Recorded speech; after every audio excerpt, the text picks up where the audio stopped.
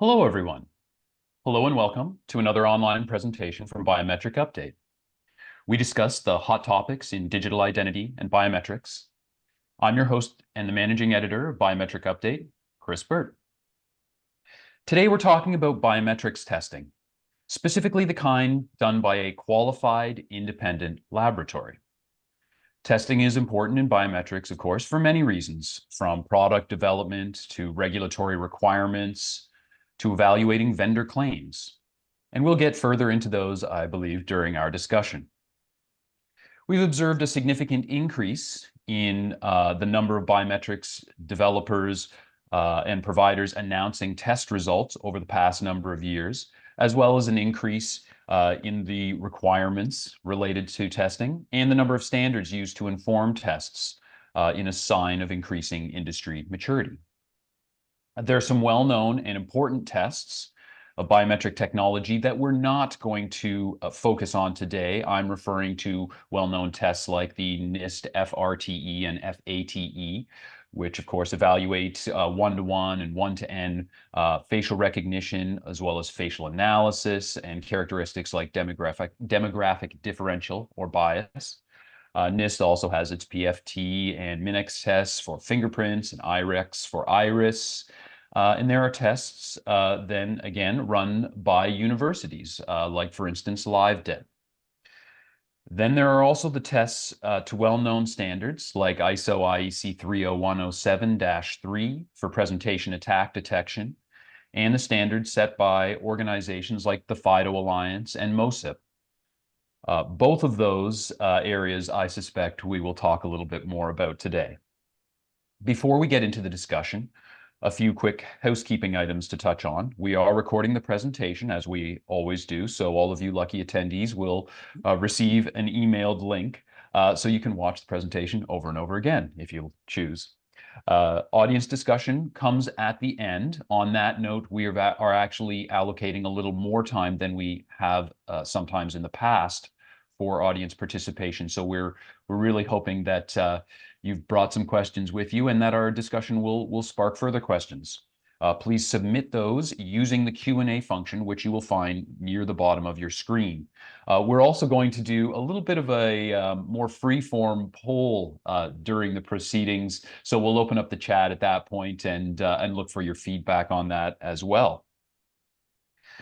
I'm really pleased to tell you that joining me today, we have pretty much an all-star team of independent biometrics testing practitioners: Chris Algrove, David Yambe, and Ted Dunstone. Chris is the director and co-founder of Ingenium Biometric Laboratories, the UK's most well-known biometrics laboratory. He's also been an SME for the UK government for years, so he brings a bit of a different perspective from that experience as well. How are you today, Chris? I'm very well, thank you. Excellent. Thank you for joining us. David is the Deputy Director of Biometrics at iBeta, the most well-known biometrics lab in the United States. And his experience also involves running the LiveDebt tests I referred to earlier. I have here while working on your PhD at Clarkson University. How are you today, David? And is that accurate? Did I get the timing right there? It did start during my undergraduate time period. But yes, it was. Once I became a graduate student, I took over the LiveDebt competitions and was hosting them until the point when I finished. So again, a wealth of experience. So thank you for joining us today as well, David. And Ted is the CEO of Bixelab, which is Australia's most well-known biometrics laboratory.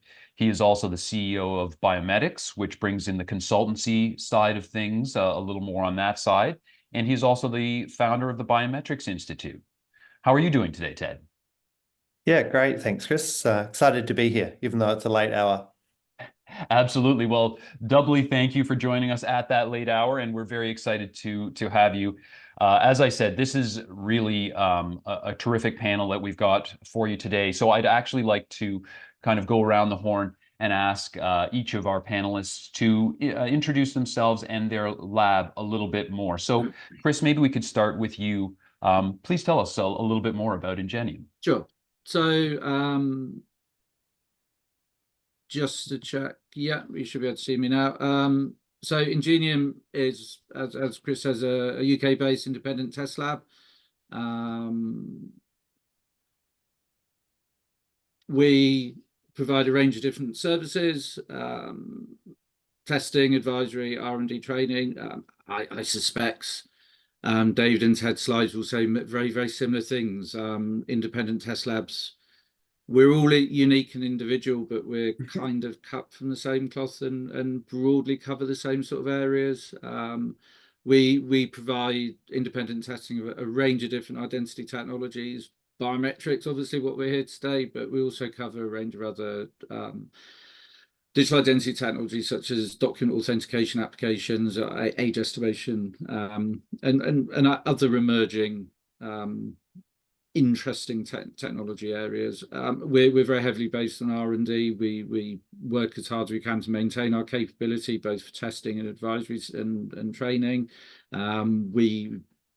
It underpins the testing that we do, that we're able to be up with the state of the art in terms of what the industry is looking at, what concerns the industry, and how we can reflect that in the work we do. And the advice we provide, again, like we have a nice little pattern in the middle of the screen where they all overlap.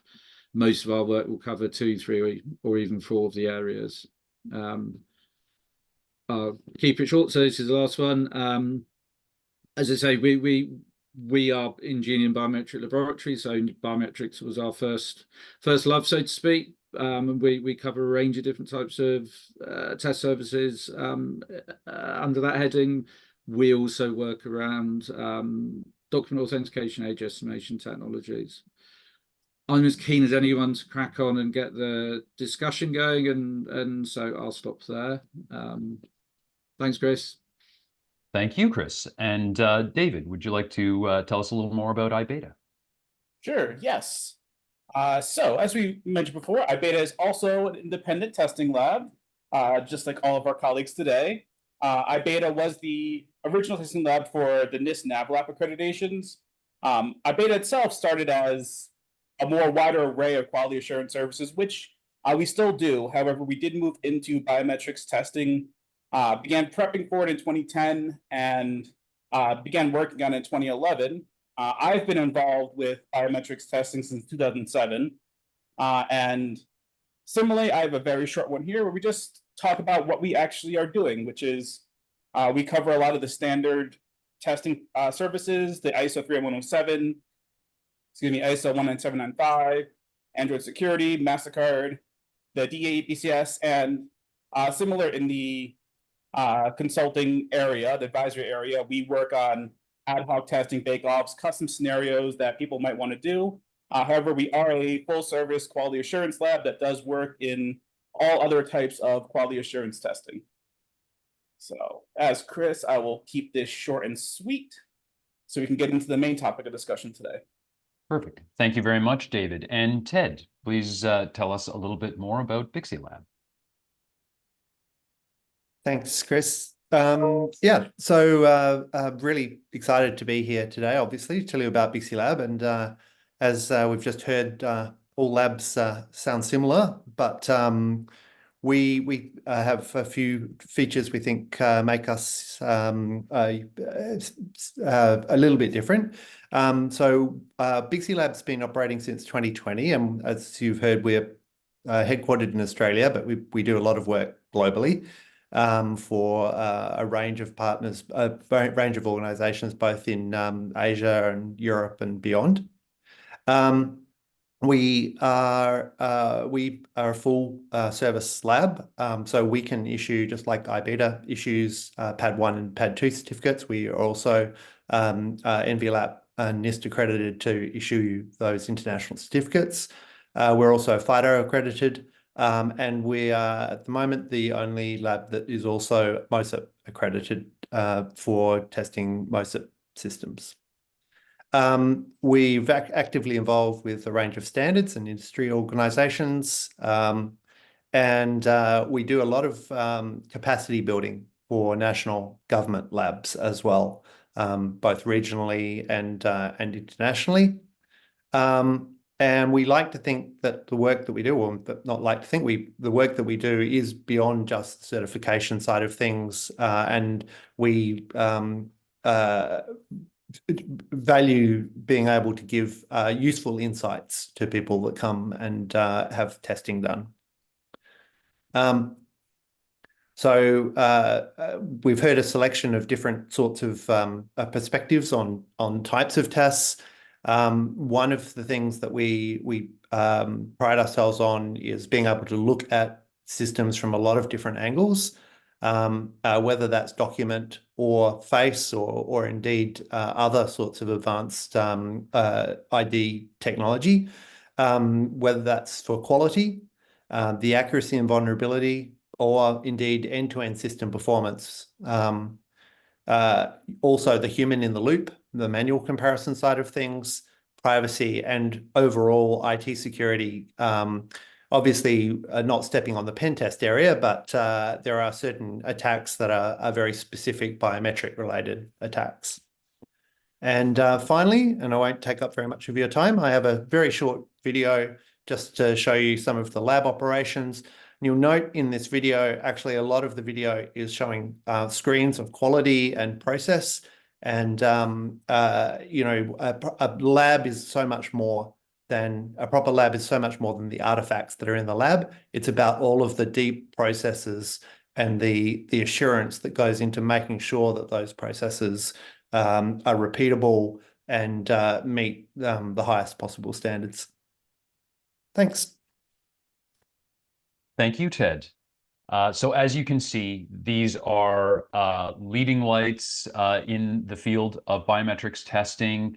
We're going to be able to talk a little bit about how we get to these tests and you know, what kind of tests are changing and coming and so on. So without further ado, I'd like to dive right in by asking each of you how you would characterize the understanding of biometrics testing within the industry. So, you know, from your perspective as testing professionals, what do you find when customers come to you?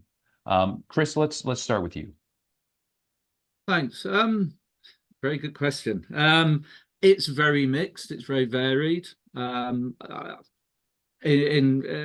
we met to prepare for this session, I think I may have used the line, every question about biometrics has the answer, it depends. And this is true as much as any. The joy and pain of the industry is so variable. And that includes the understanding that our customers have, and the type of customers you have is very varied. So the vendor community, the services community, they have a very different perspective, very different level of expertise, very different type of knowledge, very different requirements from testing. And I think that's a very important consideration to take into account. And as a test lab, we almost sit in the middle. So where I have my nice little clover leaf pattern, sitting in the middle of that is the way that you engage with the various types of customer. Some of them are very knowledgeable and have a great deal of expertise and know what questions to ask and know what they want. Others need a lot more help and support. In some circumstances, the level of knowledge is limited, and the purpose and function that the customer is looking for from that testing might be somewhat limited. They may not. It might be something that they feel they have to do. There's an obligation to do, and they just want to get it done. And the question is how quickly can it be done? How cheaply can it be done? What's the return on investment? That's why it's slightly disappointing, but I am obviously deeply immersed in biometrics testing. It's what I live and breathe. So I hope that we can then work with those customers and understand their problem and help them get to a place where they understand the true value that they gain from engaging with a test lab such as one of the three of ours. we can help a lot. The key thing around the biometric test space is the role that we play is not just rubber stamping a product that gets them through a procurement, or provides an introduction and a necessary evil that they have to go through. I think the value we can provide is much greater, and it's not always terribly well understood. It's getting better. I think the test market is maturing. We're starting to get into a stronger position where our customers, the services who are buying the products, are starting to become increasingly well informed. There are national strategies, regional strategies, trust framework in the UK, things like EIDAS in Europe, as two examples of where we're starting to see requirements coming through where we're able to provide more value. And that's the key thing that I think all of us are trying to do is provide genuine value, and that return on investment is there, and it's understanding where that can best be made by our customers, whether they're vendors or services, helping regulatory and statutory bodies to best plot a path through what is quite a complex space. Absolutely, and that it sounds like that complexity is reflected in the range of experiences that you have with those customers. But encouraging at the same time to hear you say that the level seems to be rising of understanding, and maybe those seeking testing are getting a better handle on that complexity. So that's part of why we're having this conversation today, right? And I do want also to note, Chris, that when I quote you on that "it depends" line, which I have, I always try and remember to give you credit. So. That's good. It comes up a lot, right, in this business. So, David, can I throw that over to you? Any thoughts to add? Anything resonate particularly there that Chris said? Yes, and in general, the overall knowledge of biometrics has been on an increase. It has come and gone in waves with the maturity of the market. So originally, because the biometric market is one that has been going into a couple of waves of, we have a boom of companies coming in, then a wave of consolidation. Currently, we've been in another huge boom where the amount of startups and new companies who are trying to emerge in the market is just growing so vastly. And as we've seen, originally people didn't understand testing too much. As consolidation started to occur in like the mid-2010s, people understood testing more. There were less companies involved in the overall market. So the ones who were there did understand a little more about testing. And now, as we're getting into this next emergence of companies, the overall industry has shifted to the idea of independent testing. So while there are a lot of new companies coming in who do not understand testing yet, because it wasn't something that they thought of when they created their startup, they had an idea for a product, an idea for a solution, and they wanted to implement it. And then as they implemented, they realized, oh, there's other things we will need to do to make sure we show that our system is functioning as we say it is.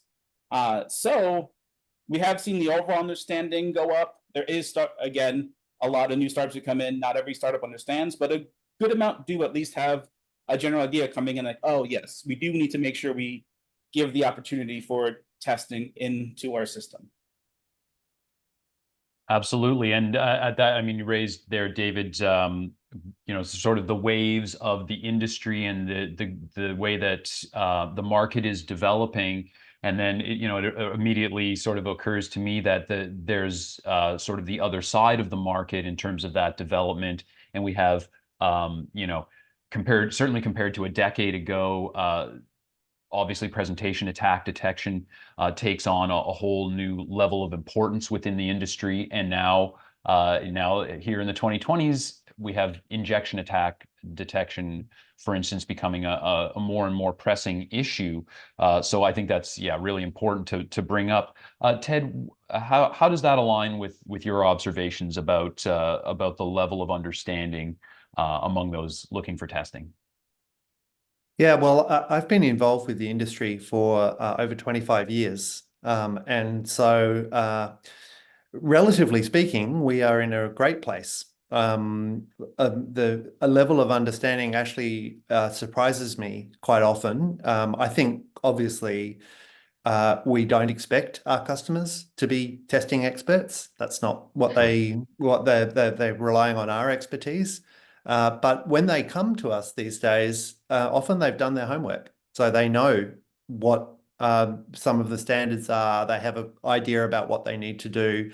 And I think it's great testament actually to the maturity of the space that we're here with 3 different labs in 3 different continents. Now, a lot of new regulations are being built all around the world. I mean, obviously, they're the big ones in Europe and the UK and some in Canada and in Australia as well. But it's really happening all around the world. And everywhere that it's happening, when regulators in the financial services sector or the government sector look to put in place regulations, they turn to international standards. They have to. What else can they do? And so I'm almost a little surprised by how, I think, given the potential scope of this in a global sense, I think we are yet to see the real boom that will happen around testing. And I think all of our labs will be busier than we know what to do with. Interesting. So a little prediction there, and it certainly makes sense. But at the same time, from my perspective, trying to keep up with what's happening at the labs, there's more and more.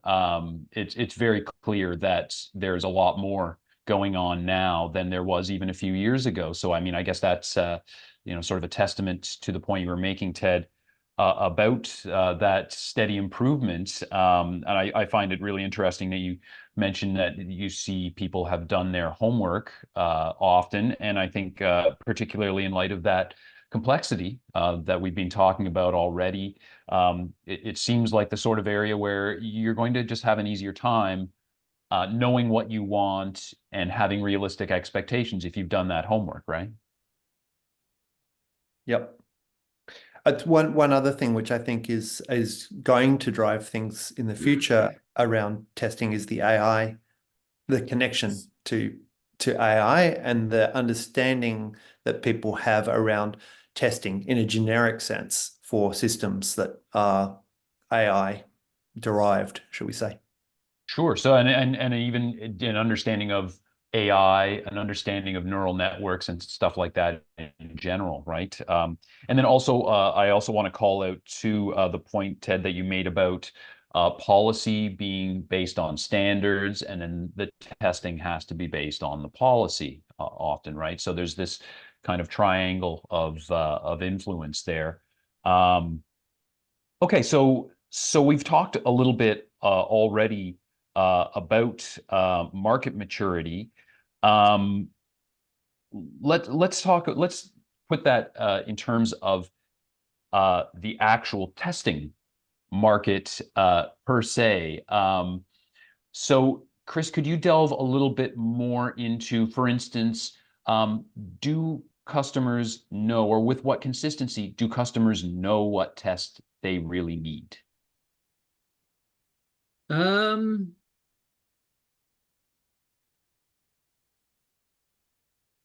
Increasingly, they are getting better. I think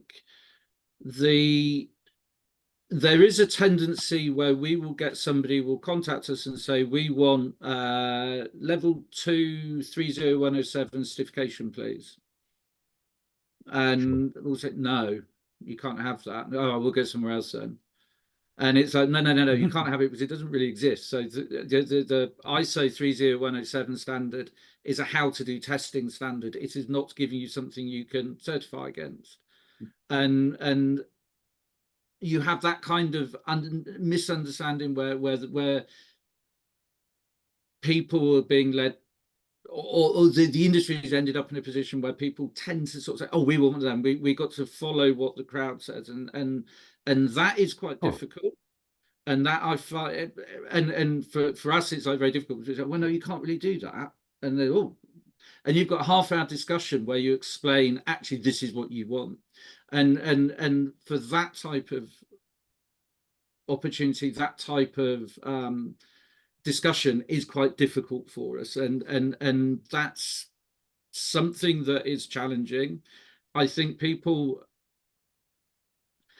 benefit from being given a little bit of help. So where we have things like MOSIP, for example, where they have a set of requirements around image quality, you can then apply that, you can use that.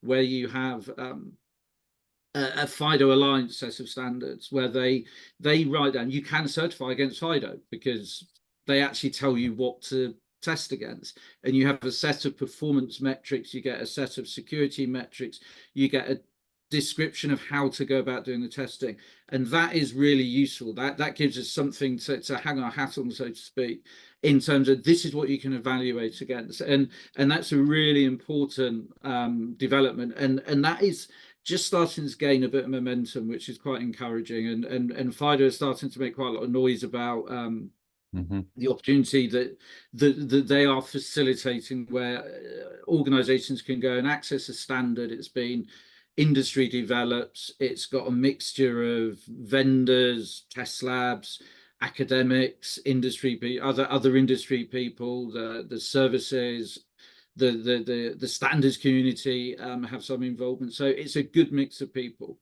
Now, there's always other ways in which you can look at it.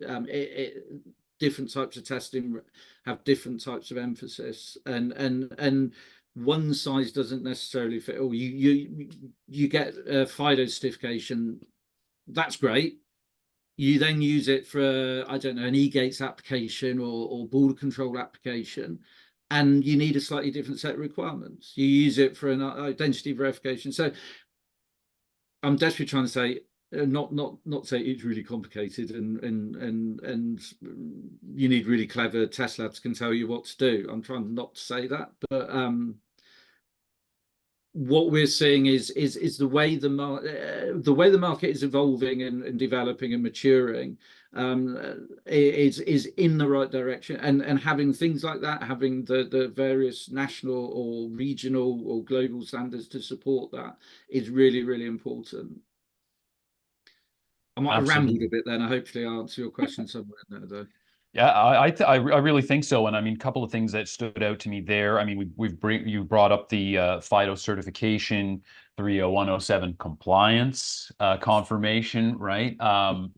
You know, I remember getting in trouble from a certain accreditation body the first time I made that mistake when I began covering the biometrics industry, and I was told on no uncertain terms that is not the right way to say that, which, you know, then brings up, there's a marketing element to this too, where, you know, if you undergo testing and your technology is working the way it's supposed to, you want to tell your potential customers, and those customers, you know, be it a you know, an airport operator, say in the example that you just gave, Chris, well, they're even a further step removed, right, from the actual testing expertise. So again, there's a natural sort of challenge, I think, in the industry maturation there. So yeah, Ted or David, would you like to jump in on that one? Yeah, I just wanted to build off one thing Chris said, especially everything hearing with the conformance, compliance verification. And it is tough because we get it. For marketing purposes, the word certification just comes off so much better. But it is important that we use the proper terminology there, where, again, as Chris said, there's no requirement in 30107. You can't get certified to it, but other groups are allowed to create a certification around it, such as FIDO. So you're allowed to be FIDO certified. You're allowed to be X certified if they create their own internal certification that has a set of requirements. So we get it and we understand it. It's always one of those tough ones for us because we know how much these companies want to be able to use the terms that they want to use. We also do. We've seen the accrediting bodies do get mad at people if they use the wrong terminology. So it is important that we make sure people understand, like, we have to use the right terminology. Everything gets messy and confusing if we don't. and it creates a snowball effect. If someone says they're 30107 Right. certified, then all of a sudden we get tons of questions from other people like, they said they're certified. So then we have to go back and forth a little bit. So it is important that we try to make sure the terminology is consistent, because everyone wants to use certain terminology, and we just have to make sure it's all there. And that's its own testament to the importance of the test, right? Is that people do want to share that information, and their clients want to know, right? So yeah, the devil's in the details, right? Ted, any thoughts there? Yeah, two things to share. Firstly, just for the benefit of those on the call who perhaps are confused about the compliance versus certification discussion, especially in relation to the 3107 standard. So when national governments set up criteria for admission to whatever trusted digital identity scheme they have, what they tend to do is they use those standards, but then they set metrics so that you're not in compliance with you're not certified to the standard. You're certified using the compliance mechanism that gives you the metrics that can then be applied to say that you are certified within that scheme. So that's kind of how that works. But the foundational components are still very useful and very relevant. It's just that they need another level applied to have a meaningful outcome. One of the things that we see, which we find a little frustrating as a lab, is that we see a lot of people with expired certificates. So there are a lot of companies out there that think that when you have your testing done, you can just do it once and then use that certificate forever. And so obviously, as labs, we have vested interest in doing more testing, but it's beyond that point. The point is, when you do a test, it really does specifically relate to a particular version of a technology. And the longer more versions that you go through, then the less relevant that original test is. And then the last point I wanted to make on this was that testing in a lab setting can be quite different, as we all know, to testing in production or testing when you get it installed. So that conversation, with the airport you just mentioned, so the conversation shouldn't just be about, oh, I'm installing this technology that's been tested. It's also, once it's installed, is it set up and working as I expect it to work? And that's what we call operational testing. And I think, again, that is it's kind of done at the moment in a somewhat ad hoc fashion, but I think we will start to see that as a big driver of new testing opportunities as well. So operational testing as a growth area for the industry as one of those next maturity steps. I think so, yeah. Yeah. Yeah. And what do you? I'd just like to ask David, Chris, operational testing. Are you seeing more of this on the horizon? I was going to say yes. We've actually seen more of it in recent years, where groups want to test their systems in different scenarios that will reflect where it will be. And that's important. Chris alluded to it earlier. Just getting a letter that says your system works well against PAD. Well, it does depend on the scenario. If we're testing in the lab and you're trying to do presentation attack detection outside in the desert, well, that could be a very, very different scenario. So the operational testing does matter, where you do your best to replicate the scenario you will be in, whether it be the humidity, temperature, the lighting, what you're wearing. We've had operational testing a lot recently where they want to see, like, will we work while people are wearing masks? Because that's important. So different things like that. And that does go as the market moves, because people want their systems to continue to function and need to make sure they're going to function in the scenarios that people are actually going to use them. As a thing to pick up on your question as well, Chris, we've done a surprising amount of work where we have customers come to us and say, we chose this product because they've got a fantastic score in the NIST FRVT back in the day, FATE, FRTE, The alphabet soup. ever-changing acronym spelling bee. In the NIST tests, they've got a fantastic score. They get a 0.7% false reject rate. Brilliant. And then they implement it and they get 20% false reject rate. And they're in a blind panic because their call center, their referral center has been completely overwhelmed by the volume of calls. And it's because it's a different world. And this is the whole joy and pain of the biometrics is it works really well in this context. That's great. But then use it in a slightly different way, or you introduce people, heaven forbid. And that's where the operational concept, as Ted describes, your e-gate in use as a border, when you've flown in on the overnight flight and you've had no sleep and you really, really want to get out of the airport, that's a challenging use case. That's where the systems need to be robust and work because people are involved, and using remote identity verification applications, you're using a whole host of different people, whole host of different type of handsets, different comfort levels with using technology, ability to follow instructions, perhaps willful ability to not follow instructions. and having a system that is evaluated in those contexts is really, really important.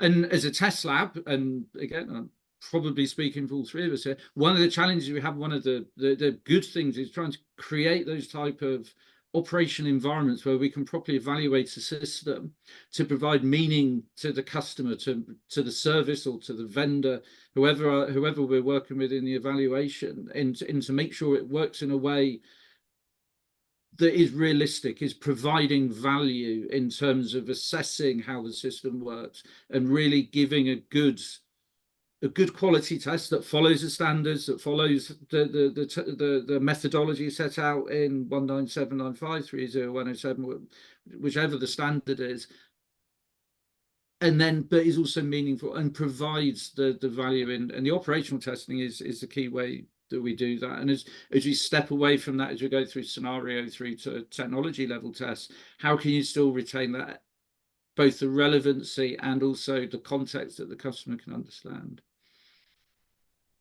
Very good, very interesting. And yeah, I think we're going to talk a little bit more about sort of the evolution of testing, but you know, some really important and interesting points there. And also perfectly sets up our poll question for today. I also just wanted to call out that we've got our first couple of questions for the Q&A portion, which we'll get into very shortly. So thank you, and please do keep those coming. Yeah, and I'm going to ask Allison, can you open up the chat for us, please? And rather than do a poll with a multiple choice kind of poll with a few set out options, we just want to ask, what kinds of testing is your organization interested in? Again, this is biometrics specific, but I mean, if you want to get into the document side of things, I think that would be a welcome input as well. Yeah, what can these three leading global laboratories do for you in the biometrics industry? Please enter your answer into the chat. You can yeah, you can just type it in there. I believe we've got it open to everyone. All right, we've got some answers rolling in. Perfect. First one, a standard for injection attack testing for catching deep fakes. So being worked on right now. You have the European standard 18099. I believe it's currently in voting at the moment. And it was just started getting drafted earlier this year, back in March, and now they're already pushing it through. So that is a PD Sens standard.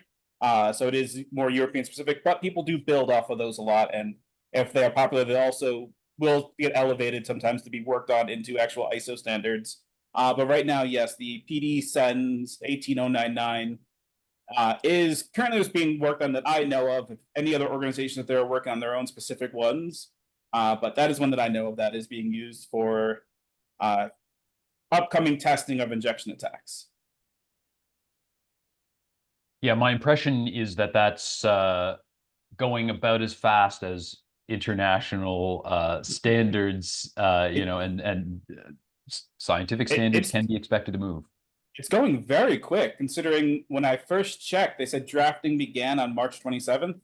And since then, we were working to apply to get involved with the working committee, and now they're already to go into voting. So it's been 3 months, and they're moving from drafting to voting. So they're trying to push this quick because it is such a big deal in the industry right now. I'd definitely agree with that, David. I think the fact that the very first question mentions injection attack testing and deep fakes is completely unsurprising. It is really fast moving. Historically, 5-10 years ago, performance matching accuracy was key. Most of the vendors now would say it's fixed. There is a demographic bias, a quality of outcome little branch line that is really important and demonstrates it's never quite fixed. Presentation to act detection is kind of up front and center. We've got a nice mature set of standards around that. This year's problem, we've just been at Identity Week, and everybody was talking about injection attacks.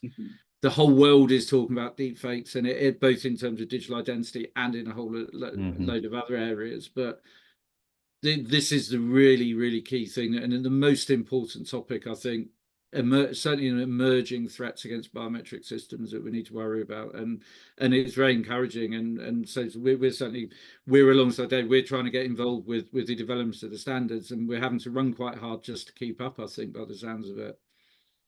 We find that when you start getting into injection attacks, obviously this is really a cybersecurity issue, right, and relates to good cyber hygiene. So we partner with a number of cyber labs so that we can basically provide an integrated service that doesn't just focus on the biometric deepfake part of it, but can go deeper into looking at the whole cyber operation of the app. And I think that, that more holistic view is really important for some customers. And that's actually what you said is actually really important there, because whereas with the biometrics testing advancements, R&D when it comes to PAI species, we do keep advancing, we do keep working on it, but it is advancing nowhere near the pace that injection attacks and deepfakes are advancing, where new technology is coming out every few days and is continually changing and updating. So yes, having that cybersecurity firm working with you is very, very helpful there.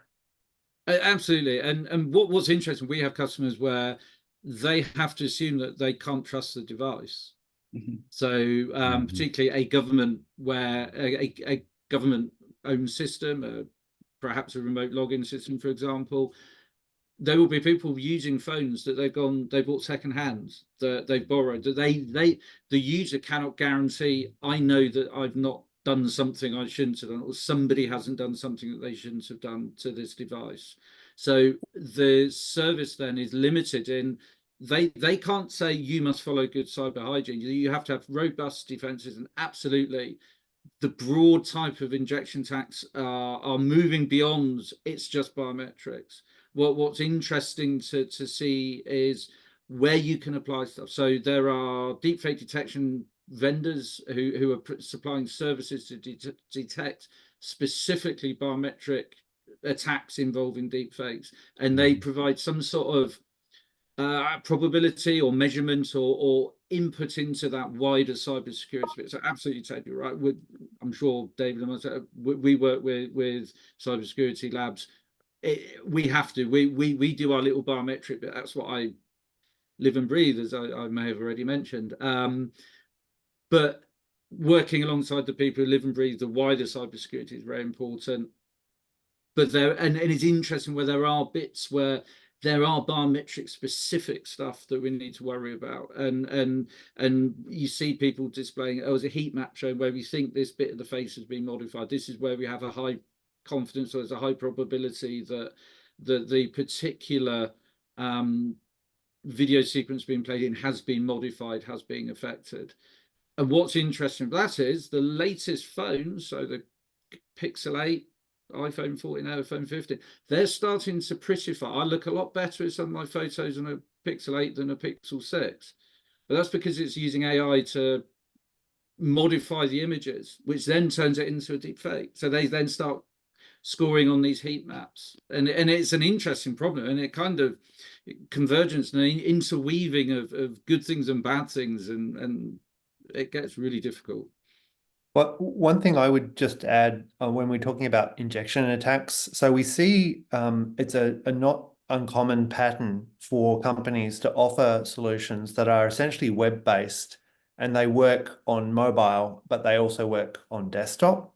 Mm-hmm. And that type of pattern is something which is very susceptible to deepfakes, because if you can run it on a laptop, it's trivial to substitute a camera feed for something else, and more or less undetectable. I mean, there are techniques, but essentially I would just caution anybody that has apps that run on the web and on mobiles that they just need to be aware of that. And one of the bits of advice which I give is, where that is necessary, that the threat is different.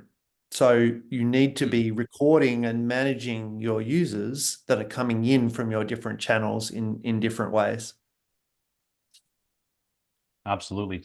And so I think this is really a watch this space issue, it seems. Some good advice there already for injection attacks, but yeah, I don't think that our driver's licenses are about to have prettified versions of us that we can match to. So you know, if anyone knows how we can sort that out, that, you know.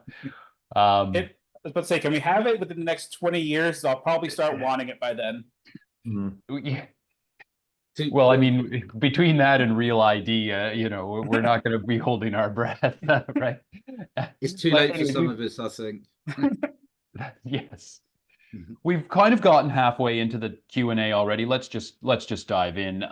We've got a couple more questions in the chat. We've got a couple in the Q&A. So I'd like to go back to the ISO 30107. This is for presentation attack detection. We have a question that asks for a little more clarity on the importance of it. There are some vendors that belittle the results and importance of the standards, others that place very high emphasis on it. What is your opinion on what that uncovers for customers? I think that's a good question. So let's start there. So on my side, it is one of those things when it comes to testing, even though you can have repeatability and you will be able to set up your test repeatability, a test won't necessarily cover everything. You'll be able to say that you are conforming and you passed what we tested. And that's what ends up giving some groups the ability to belittle some of the results, because, well, you tested all this, but it doesn't mean it's perfect. And it's true. It doesn't mean your system will perform perfectly. Your system can still have vulnerabilities. They just might not have come up in the testing because based on how many hours put into testing, we're not going to do everything. So the importance of 30107 is it still at least gives a good level of assurance that your system is performing well. You won't be able to say, my system's perfect, my system could do everything, but at least you'll be able to show people our system is performing well up to a certain standard. It is performing exceptionally, and that should generally be enough for a lot of folks. It still means you still have to pay attention to your system. You still want to do your own internal testing, keep updating, keep working on your systems, because there's always going to be a limitation. And absolutely. I think there's a tension here between it's good to get a system certified. So apply test your system against something like the FIDO Alliance standard. You get a measure, you get a benchmark of how good it is. It has a particular level. It doesn't go above that level. It's fixed. it gives a certain assurance around how it works, and it's applicable, of course. All three of our labs are FIDO accredited, so we all can provide that same service, and it gives a commonality and a benchmarking that systems can have, and that is really, really valuable. And that's very heavily focused on applying the methodology, applying the principles of 30107 in the form of the requirements that test spec has. Exactly as David said, you then the next day a new attack comes out. It doesn't invalidate the value of the certification. It just demonstrates some of the limitations and understanding how it works, and then having an ongoing having some sort of ongoing evaluation, having a follow-up test. So the FIDO certificates last for 3 years. So dealing with the points that Ted had made earlier about certificate expiry, having some time limit around that is really important. So we do work with the UK agency. They have a certificate, a catalogue. Some of the products in there are about 8 or 9 years old now, and it's yeah, that's not valid to be in the and being able to have that understanding and knowing the value, but also the limitation. Like if somebody's being evaluated against principles of 30107, like that's quite a good starting point. And by and large, it gives you a good level of confidence.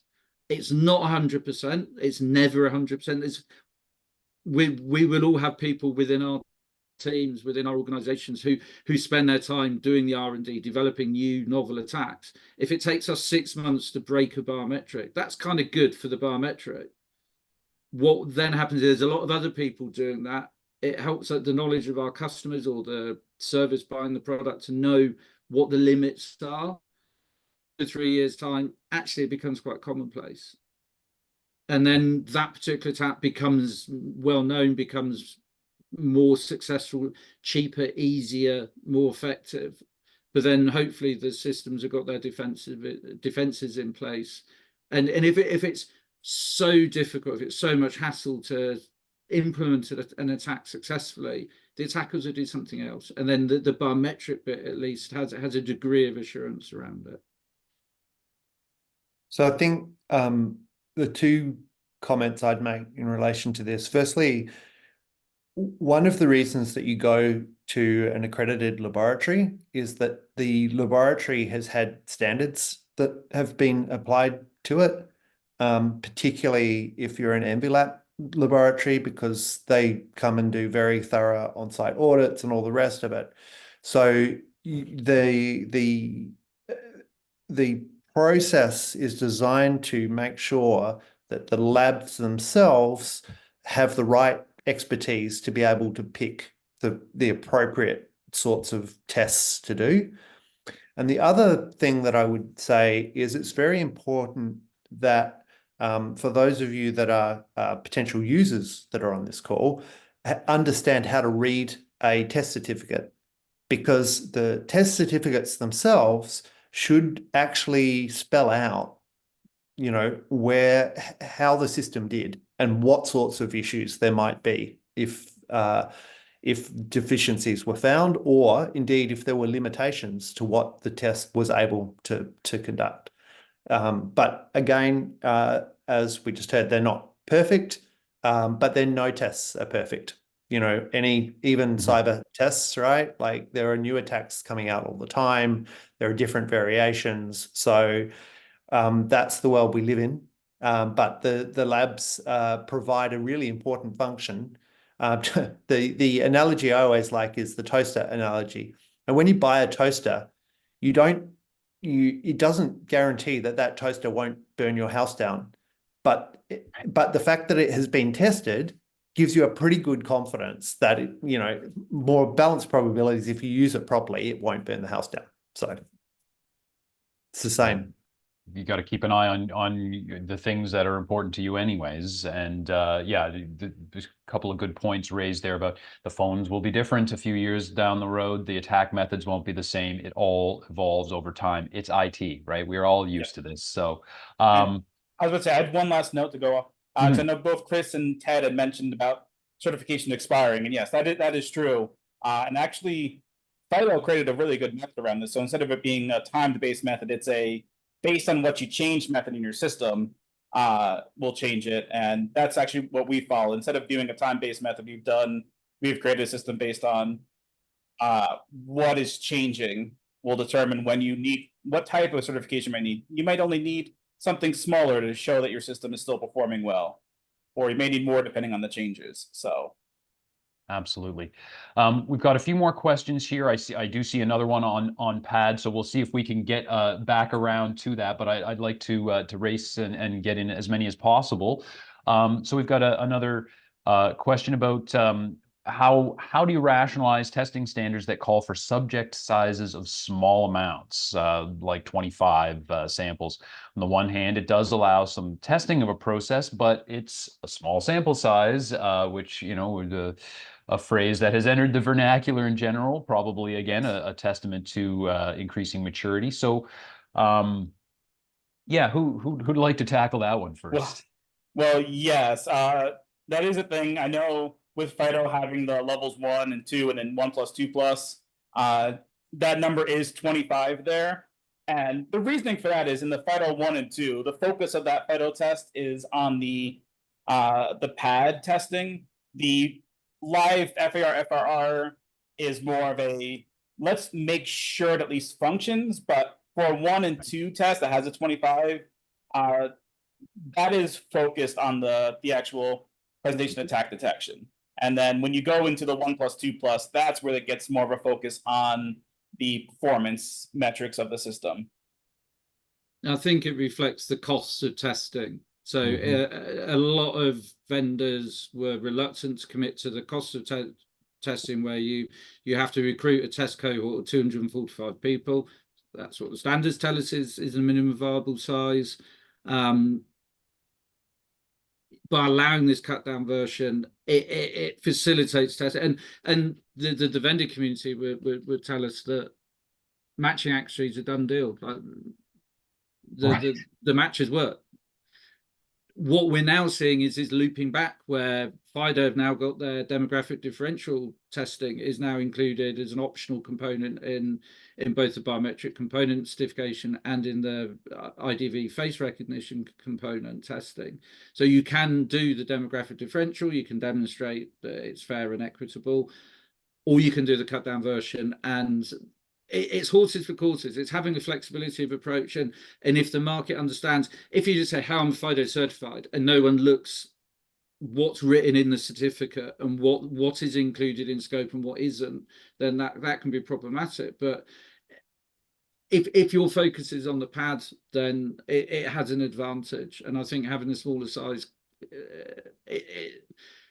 having some live subjects is really important. If you don't, then the temptation to fix the decision thresholds to be artificially high or low could be a little bit too tempting. It keeps us the systems under test sort of to be realistic and consistent, but it also makes but it has a place. Sorry, Chris, say again. I was just saying it's so, I mean, so you're acknowledging the limitations of that test, but it still has its place and its value that is being delivered. And you're looking at a particular aspect. You're looking at pad, and it's taken it. So certainly with the FIDO Alliance, the vendors must do self-attested submission of data for quantitative testing, and then the test lab just reviews it. And so you have some confidence, and the 25 test subjects for the cut down versions is just to keep things honest, so to speak. Yes. I would also add one extra thing to that, and that is, as experienced test labs, it's possible to choose cohorts that do actually test the algorithm's performance better, whether that's pad or whether that is accuracy. So if you just took a random 25 people versus a 25 selection where people were siblings, for instance, you know, you can actually test the tail, is what we like to say, without needing to test the body of the distribution. So it is possible to do quite effective testing with much smaller cohorts, as long as you're very careful about the selection. Good point. Good point. I think we're going to run slightly over time here, but I'd like to squeeze in a couple more if we can. An interesting question here in the chat about expanding scope of certification testing beyond a couple of devices to understand the efficacy of a biometric solution. You know, the kernel here is if it's just a couple of devices, is that just a checkbox for customers? I think it depends on the type of testing you're doing. You might be evaluating a handset type, in which case, obviously, you're just testing one. If you're doing a wider type of evaluation of a technology in particular, so we did some work with the Home Office in the UK, evaluating a range of different enrolment methods, contactless, fingerprint, and face. And we use a very broad range of different types of handset. And it's important when to generalize it a bit is to design your test appropriately, and if it's possible to, you have a range of newer, older handsets, different operating systems, different ways in which they're using the camera technology, having different levels of image processing. So I mentioned the Pixel 8 prettifies the image a little bit for you, has the option to do that. iPhone 14, iPhone 15 does it as well, I think. Understanding how that impacts on the way a system under test performs is really important, and for us it's incumbent that we understand that and can design a test and evaluation. If we're moving away from a standardized test or product focused certification type test into a particular type of evaluation, we need to make sure that we design that test in a sensible and objective way, and follow the principles of best practice that we should be following. And building off of that, yes. So when it comes to the testing of a couple of devices, so in general, a lot of tests, maybe 3107 tests specifically, or others, will have a group choosing like 2 phones that they want to have tested on, and that's a pretty common one. The big thing there is it does potentially hurt a little bit of efficiency. However, when we get those questions, we make sure to have the companies do some market research on their side to say, okay, we can do more devices, and we would love to, but it will keep increasing the cost. Every device we add on, new device we add into the test, will increase the cost, and there has to be some balance there. So we always want the company to do some market research and know where you're trying to place your product, and come back to us with the most common devices that are used in that area. And then we can try and work our testing around that, and we can make those decisions on the devices that you want to let us use for this, based on the cost you can put in. I don't necessarily call it just a checkbox. As long as we are using devices that are extremely common for the area, it still will cover a wide range. But it is true there can be differences. Well, there are differences between like phones and a camera. There'll be slight differences in how a selfie looks. However, if we are working with the most common, doing the best we can to do that, and trying to keep the price at a reasonable spot of the amount that we're testing versus how much a company has to pay for it, we still do get very reasonable testing out of it. It just has to, as Ted said before, the testing has to be smart. You have to make the right decisions so that you get the right amount of value out of the dollars that go into it. Absolutely. And it's, yeah, similar point in terms of the being targeted, right? Well, let's do one more. I know everyone's sticking with us past the 60 minutes, so thank you very much for doing so. We have a question here about performance testing and the use of unique biometric data for each request, or use of mock stubs to simulate the biometric matching in the back end.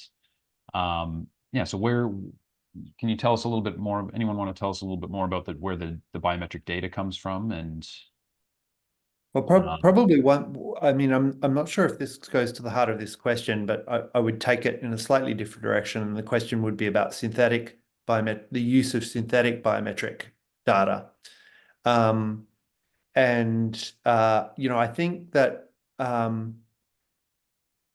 I think that synthetic data can be used effectively as part of a test, but I don't think it can be, my personal opinion is that it can't be used as a substitute for live test cases.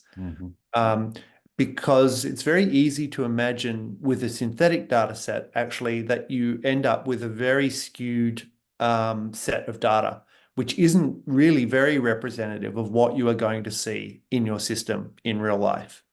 And that's particularly true if you haven't built the model yourself. That's absolutely true. But even if you've built the model yourself, you are quite likely limited in what you can do. On the other flip side of that, I'm also not somebody that says it's rubbish, because I do actually think that synthetic data can be very useful for padding out the tail. So one of the challenges when you've got any testing is the size of your test cohort. If you've got a real test cohort and then you can inject some synthetic data into that, you can actually expand the scope and the significance of the testing you're doing. But anybody that uses synthetic data needs to be very upfront about how they've used it and how they've made sure that that synthetic data is relevant to the type of quality which is being used. I would endorse that fully. I think the way modern matching algorithms work, particularly around face, sometimes it's quite opaque what's actually going on under the lid. We have a neural network, we throw loads of training data, it gets really good at matching. If we look, the academics, researchers spend a lot of time trying to understand what's happening, and it's not necessarily completely understood, not in the way, it's slightly artificial compared, but a geometric proportions of your face. We understand, oh, the eyes, it's mapping it to a human-based way that we might try and recognize somebody's face. We understand that, that's great. For a neural network, yeah, it just works, and it works frighteningly well. We've given it 1 million test images, and it is really accurate. If you start giving it synthetic images, what is it that it's actually matching? Is it matching the synthetic generator algorithm? Is it matching it actually thinks it's a face? And we've done testing where we've had synthetic fingerprints, and we pass them to match, and it doesn't even recognize them as fingerprints. And we're, oh, this is really odd. We don't understand that because they look like it to the human eye. They have the loops and swirls and bifurcations, all the stuff that you expect to recognize in a fingerprint. Give it to the matchers. What are you doing? Yeah. In addition to that, though, high quality synthetic data will basically be required going forward for a lot of testing, just because a lot of testing is looking at going bigger. You have groups looking at doing one-to-end testing with 1 in a million FPAR, FNAR. And with those, unless you have additional systems such as a federal government or a group like NIST collecting lots of this data, it's pretty infeasible for a testing lab to be able to collect the amount of data necessary to do a 1 in a million FPIR. So that's where areas where either, one, you would need government assistance to do it, or you would actually need high quality synthetic data that actually functions like a live person in order to test to these levels. Yeah, and that's again, you know, a matter of I think we're sort of back to the maturity there. You know, you're not going to be able to get your whole population of your country or something through the doors, but you want to have answers to the questions, right? Yeah, a lot of really excellent points. I think we've demonstrated, among many other things, the real demand and interest in this area. Thank you very much to our 3 panelists. Thank you very much to all of you who have stuck with us well past our initially planned 60 minutes. There's obviously a lot more discussion to be had here, so I want to invite all of you to reach out to David, Chris, and Ted.